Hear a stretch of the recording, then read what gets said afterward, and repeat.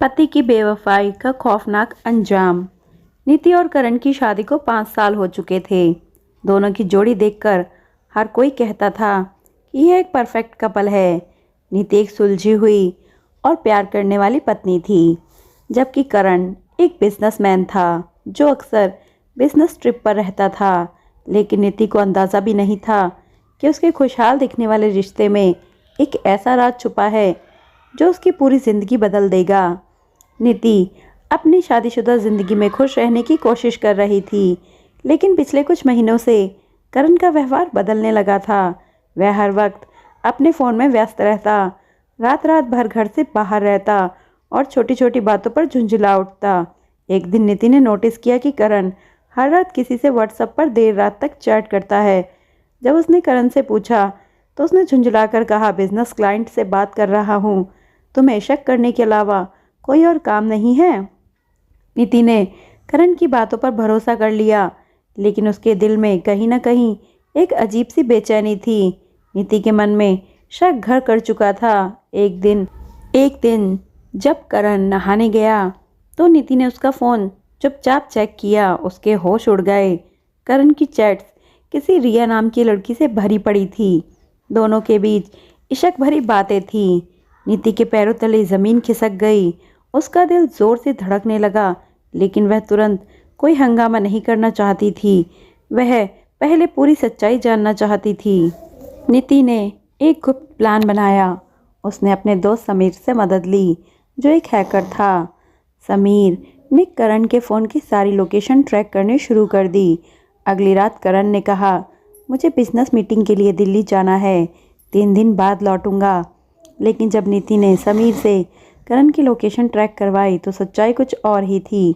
करण दिल्ली में नहीं बल्कि एक 5 सितारा होटल में था, रिया के साथ।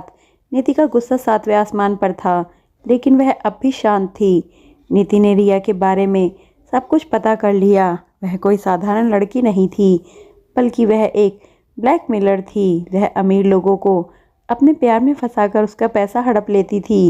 नीति को समझ आ गया था कि करण ने सिर्फ उसकी मोहब्बत नहीं तोड़ी थी, बल्कि उसने अपने घर, अपने रिश्ते और अपनी इज्जत को भी दांव पर लगा दिया था। नीति ने बदला लेने की ठान ली। एक रात करण घर लौटा। नीति पूरी तरह सामान्य दिख रही थी। उसने करण को कहा, डार्लिंग, मैंने तुम्हारे लिए एक सरप्राइज़ रखा है, चलो तुम्हारी फेवरेट वाइन पीते हैं। करण को कुछ अजीब तो लगा, लेकिन उसने ज़्यादा ध्यान नहीं दिया। नीति ने शराब में स्लो पॉइजन मिला दिया था। करण ने जैसे ही पीना शुरू किया, उसे हल्का चक्कर आने लगा। करण का शरीर धीरे धीरे सुन्न पड़ने लगा। तभी नीति ने टीवी ऑन कर दिया। स्क्रीन पर करण और रिया के होटल रूम के सीसीटीवी फुटेज चल रहे थे। करण के चेहरे का रंग उड़ गया। उसने लड़खड़ाते हुए कहा, नीति, यह सब क्या है? नीति ने मुस्कुराते हुए कहा, बस तुम्हारी बेवफाई का ट्रेलर, अब असली पिक्चर देखो। इसके बाद नीति ने पुलिस को कॉल किया और कहा, इंस्पेक्टर साहब जल्दी आइए, मैंने अपने पति को मार दिया है।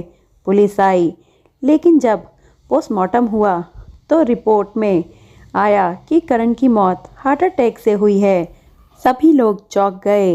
नीति ने मुस्कुराकर अपने दोस्त समीर को देखा। समीर ने पहले ही करण के खाने में ऐसी दवा मिला दी थी जिससे उसे अचानक हार्ट अटैक आ गया।